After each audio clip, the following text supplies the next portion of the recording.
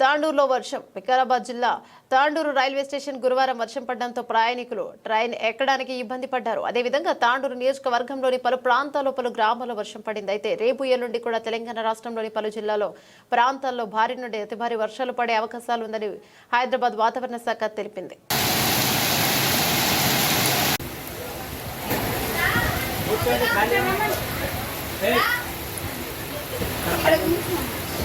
Era muito